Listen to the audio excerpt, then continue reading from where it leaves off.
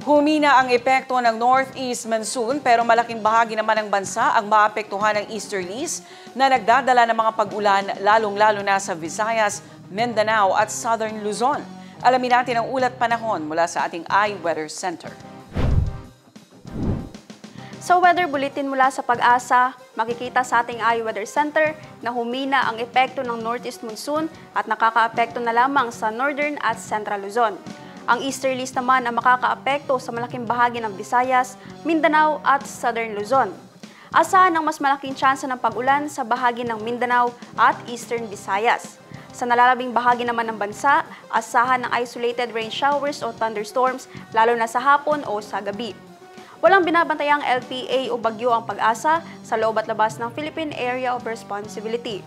At para naman sa magiging lagay ng ating panahon bukas, sa Cotabato City, maglalaro ang agwat ng temperatura sa 23 to 33 degrees Celsius at 40% ang chance of rain.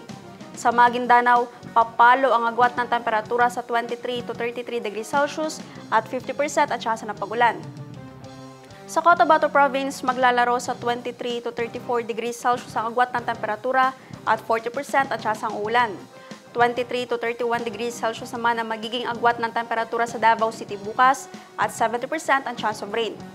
Sa Cagayan de Oro City, papalo sa 24 to 30 degrees Celsius ang agwat ng temperatura at 40% ang chance ng pag-ulan. 25 to 33 degrees Celsius naman ang magiging agwat ng temperatura sa Zamboanga City bukas at 40% ang chance ng ulan. Ang Lanao del Norte papalo bukas sa 22 to 31 degrees Celsius ang agwat ng temperatura at 60% ang tsansa ng pag-ulan. Habang sa Lanao del Sur naman ay makakaranas ng 17 to 26 degrees Celsius ang agwat ng temperatura at 50% ang chance of rain.